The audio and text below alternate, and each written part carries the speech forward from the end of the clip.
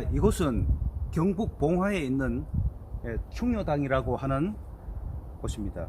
그러니까 이곳에 캔버스를 펼치고 충효당 건물과 옆에 있는 것은 베트남 선조의 동상입니다. 작년에 건립이 되었는데 이 모습과 또 이 선조를 기리는 베트남 사람들, 그러니까 여기 있는 모습은 지난 겨울에, 그러니까 겨울에 꽃이 없는데 이 앙상한 나무 가지에 베트남 사람들이 와서 나무 가지 하나하나에 꽃송이를 한 송이 한 송이 일일이 다 달더라고요. 그래서 자신들의 선조를 기리는 그런 모습이 저한테는 무척 인상이 깊었습니다. 그래서 그 사람들의 모습과 그 다음에 이 매화는 군자 정신을 상징합니다. 겨울에 피기 시작하는 굉장히 뜻깊은 그런 꽃인데, 이 충효당이라고 하는 건물과 이 매화, 그러니까 군자의 정신, 그리고 베트남과 이 한국과의 어떤 뜻깊은 인연을 이 그림으로 담으려고 합니다.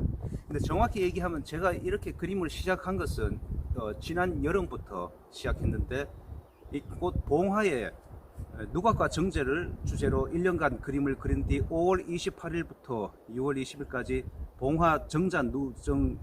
봉화 정자문화생활관에 누정 갤러리가 있습니다. 그곳에서 제가 초대를 전시를 하게 되는데, 그래서 계절마다 이곳에 와서 이곳에 유명한 누각과 정자를 주제로 캔버스에 담아서 그림을 그리고 있습니다.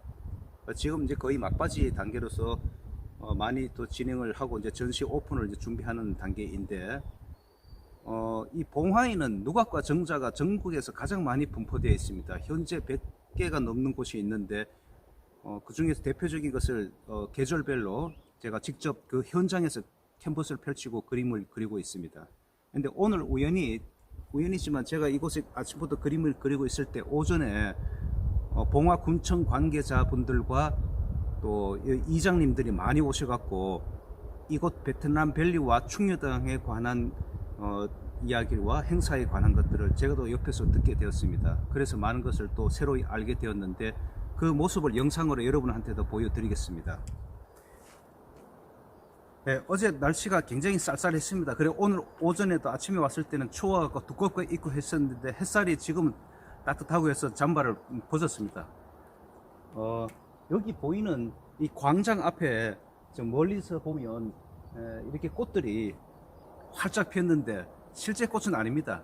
방금 얘기했다시피 이 베트남 사람들이 지난 겨울에 와서 그 앙상한 가지에 형형색색의 예쁜 꽃들을 한 송이 한 송이 다 달았습니다. 잎도 그렇고. 그래서 굉장히 지금 이곳에 와 보면 굉장히 마음이 아주 밝게 화사하게 피는데, 제가 우연의 일치지만 이 베트남에, 그러니까 이곳 베트남 밸리가 봉화에 조성되고 있는 곳에 대규모 또 테마 이 공원식으로 조성이 되는데, 그중 베트남의 유명한 큰 5개 도시를 중심으로 조성이 됩니다. 그런데 그중 그 하노이와 하이퐁이라고 하는 것은 제가 작년과 재작년에 베트남 작가들과 개인적으로 교류를 하면서 그곳에 가서 그림을 그렸던 곳입니다. 그래서 그 하노이 하이퐁 작가들과 지금도 계속 인터넷으로 교류를 하면서 또 가을이나 여름쯤 제가 또 직접 가서 그 사람들과 그림을 그리고 또 전시도 준비하고 할 것인데, 그런 인연을 이곳 베트남 밸리라고 하는 봉화의 충효당 앞에서 다시 접하게 되니까 굉장히 참 감동이 와닿았더라고요. 그 사람의 인연이 참 특별한 것 같아요. 그래서 어쨌든 이곳에 보이는 여기 보이는 것도 그렇고 이 노란 꽃은 베트남 사람들이 그들의 조상을, 선조를 기리는 정말 그 따뜻한 그 충효의 정신, 그 모습 그대로입니다. 우리도 많이 이런 모습들을 보면서 이 베트남의 어떤 한국과의 인연이라든가 그런 충효의 정신이 오늘날에서도 많이 이렇게 많은 사람들한테 전달되기를 기원하는 마음입니다.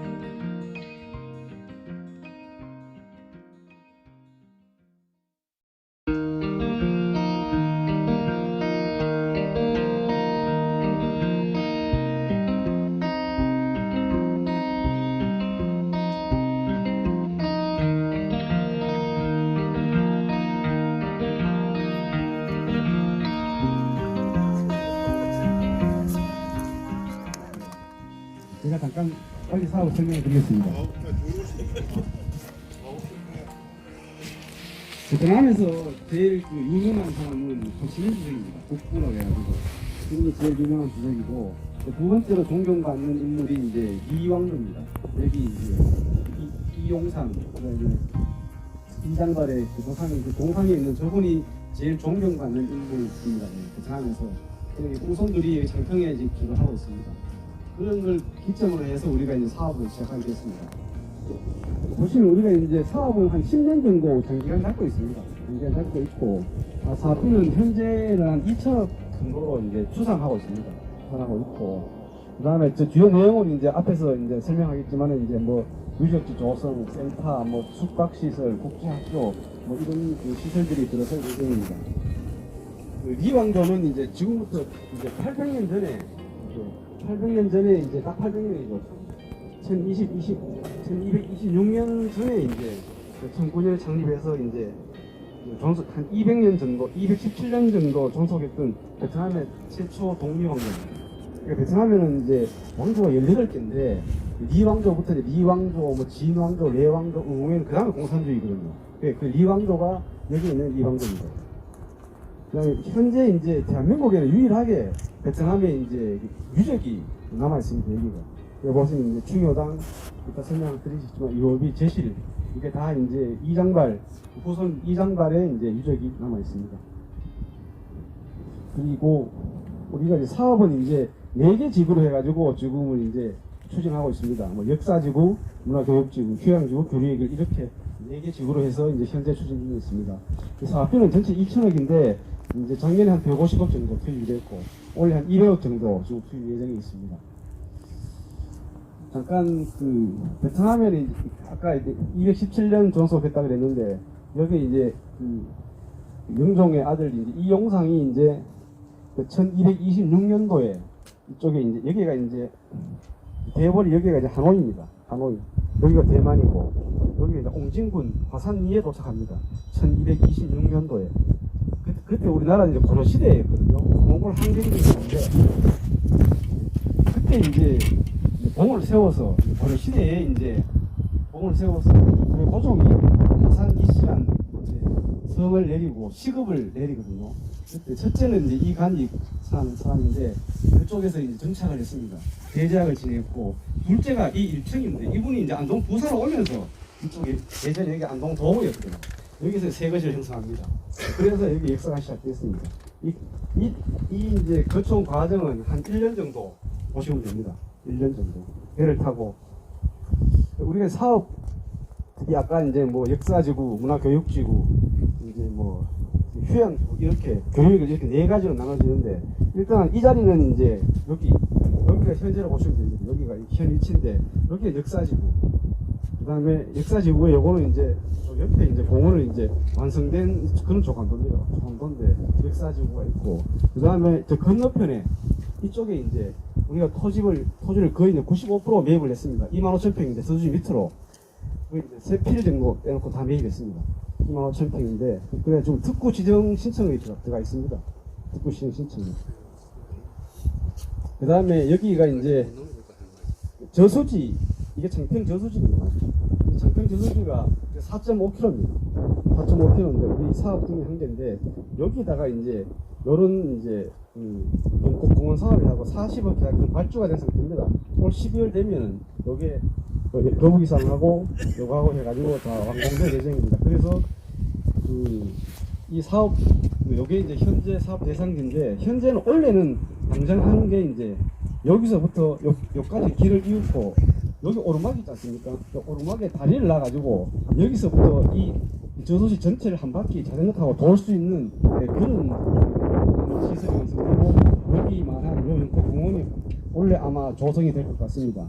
현재 한 200억 정도 올해 예상했는데 그리고 영상에서 보시면 뭐 자세하게 설명 나오는데 영상 못 봐가지고 그런데 이제 올해부터 이제 국비도 한 120억 정도 작년에 확보가 됐기 때문에 이 사업이 작년부터 이제 하지 사업이 본격적으로 시작되고 있습니다. 좋아요. 결정 확실히 끼. 그리고 이제 현재 우리가 이제 했는 사업들은 이제 여기 충효당에 여기 전에 흙이었는데 여기 이제 포장을 다 했고 3억 들여가지고 옆에 공원 조성을 다 했습니다. 그다음에 다문화 금융센터 아까 우리 세유하신 장소 거기를 다 완료했고, 예. 그다음 요거는 이제 그 올라간 그 도로입니다. 도로에 조금 더 원래 좀 착공을 해갖고 지금 준비를 하고 있습니다. 그 다리는 이제 우리가 국비를 받기 위해서 추진 중에 있고, 요거도 이제 사업비가 확정돼가지고 입찰이 끝나가지고 바로 공사를 시작할 예정입니다.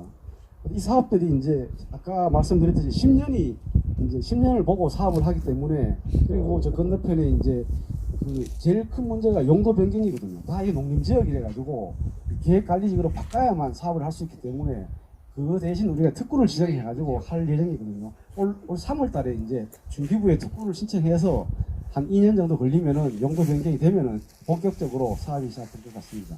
그리고 충효당 설명은 화산의 이시창 국장님께서 동성면에서 늘 그 지역 발전을 위해서 애쓰시고 또 봉사하시는 이장님들 뵙게 돼서 영광입니다. 앞에서 우리 권진기 과장님께서 설명을 잘 해주셨는데요. 저는 충효당에 대해서 간단하게 설명을 드리고 K 베트남밸리가 왜 또 여기에 만들어지고 어떻게 만들어져야 되는지 정책 입장에서 잠깐 말씀드리겠습니다. 보시는 게 이제 충효당인데요.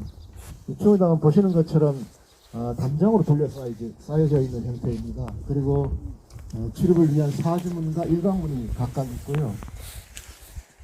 이 구성은 정면 4칸, 측면 2칸 반 규모로 구성이 되어 있습니다. 그 지금 창문 문이나 아니면 문턱의 높이가 이제 고식적 수법이 사용되었고요. 보시는 것처럼 뒤에 그 판벽이 물얼굴 상부를 이제 판벽으로 막지 않고 이렇게 그 대형 화반으로 보이는 부재로 장식을 했는데요. 이거는 이제 충효당이 가지는 그런 가치를 높이고자 치목에 정성을 들였다 이렇게 말씀드릴 수 있습니다. 그리고 보시는 그 화반에는 그 연꽃을 이제 음각해 놓았습니다. 연꽃이 베트남의 국화인데요. 그때도 그 약 한 270년 전에도 이 충효당은 말씀드리면 이제 영종 그 1750년 영종 27년에 만들어진 걸로 이제 추정을 하고 있습니다. 그런데 그때 약 한 270년 정도 됐죠. 그 시절에도 그 화산이 씨가 베트남과의 관계가 있다는 사실을 이제 극적으로 표현하고 있다 이렇게 말씀드릴 수 있습니다. 그래서 여기 방문하는 베트남 분들은 그 연꽃 문양에 대한 것을 상당히 의미 있게 생각을 하고 또 어떤 분들은 뭐 사실은 눈물도 흘리고 그렇게 감정을 굉장히 많이 실어 보내기도 합니다. 그리고 지금 현판하고 주련은 저희가 이제 그 보존하기 위해서 여기는 이제 모조품이고 그 현재 국학진흥원에 보존되어 있습니다. 그리고 지금 보시는 것처럼 충효당 현판은 그 필체가 고려 고정의 필체를 그 묘사해서 묘각한 겁니다. 이제 보시는 것처럼 기둥 걸려 있는 그 주련이 이 집의 주인공은 그 충효당 이장발 공인데 이분이 19살 나이에 1592년도 임진내란 전투 당시에 문경 전투에서 19살 나이에 전사하시면서 남긴 순절씨입니다. 순절씨가 백년 존사계, 이 백년 존사계에는 예, 잠깐 들어가 보실까요?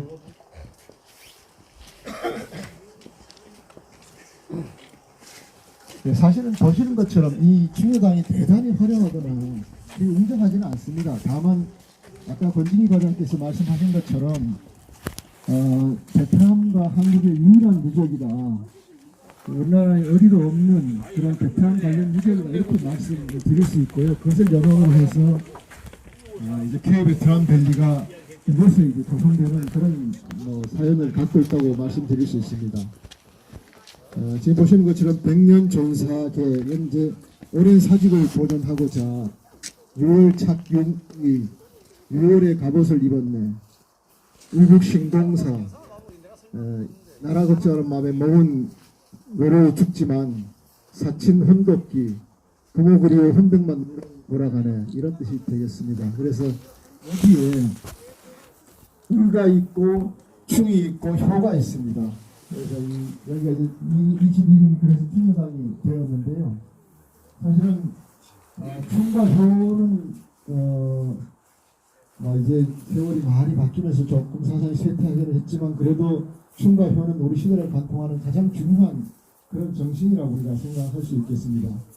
그리고 그 뒤에 보면은 그 충효당 화산이고 유호비와 유호비각이 있는데요. 그거는 1850년 그 고종 33년에 세워졌습니다. 그래서 이것이 구성이 이제 충효당하고 충효비, 유호비와 유호비각이 있고 오늘 아마 시간이 좀 바빠서 안 되실 것 같은데 저 조수집 위에 올라가면 그 제실이 있습니다. 그 제실은 이 충효당 할아버지가 저희 이제 그 예전에 그곳에 모여서 아시겠지만 그 그런 모여서 제사를 준다는 그런 그 제실이 있습니다. 나중에 기회가 되시면 한번 또 한번 방문해 주시면 좋겠고요. 연꽃문양은 저기 화환 지금 저 뒤에 부재 화환 저기 연꽃문양이 있습니다.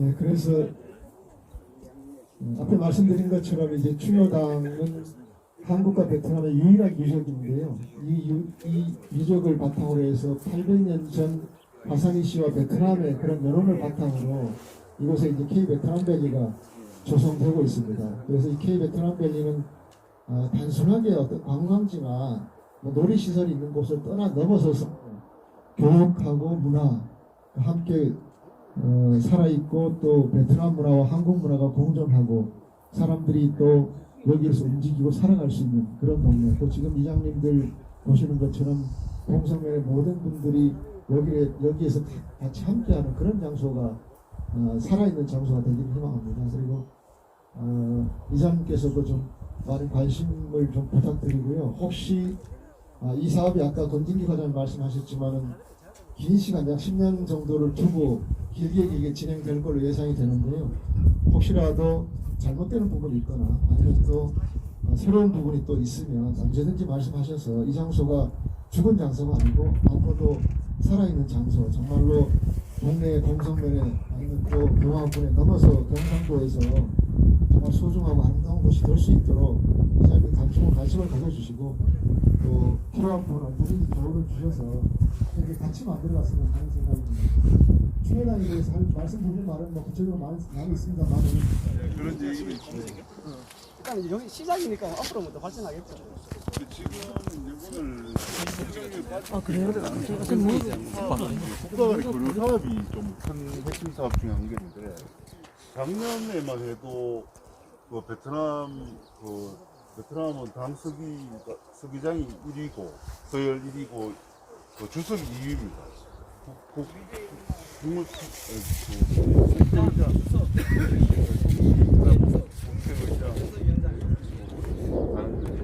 거의 작년에 군수님 같은 경우는 그 당서기장부터 해가 주석부터 해가 다 만났어요.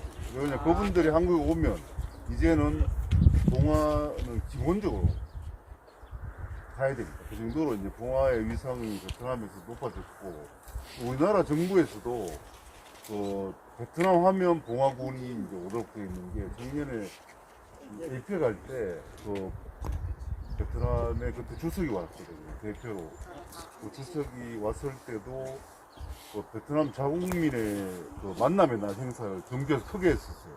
호텔에서 크게 했는데 그때 유학생만 봉화에 없기 때문에 유학생은 경주에 유학에 있는 친구들을 불렀고 한 500명 정도가 초청돼 갔는데 나머지는 다 봉화에서 와 있는 계절 근로자, 결혼 이주 여성, 바사니시 종친, 봉화군청 직원들 이렇게 해가지고 거의 이제 그런 행사를 하더라도 봉화군을 그냥 주로 해버립니다.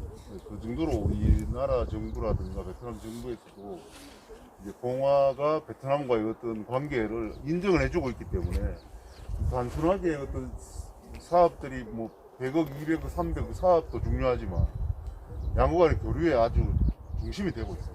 그렇다 보니까 작년에 그 언론에서 보신 분들도 있겠지만 그 베트남 국빈 만찬할 때 그 봉화의 음식들이 올라갔지 않습니까?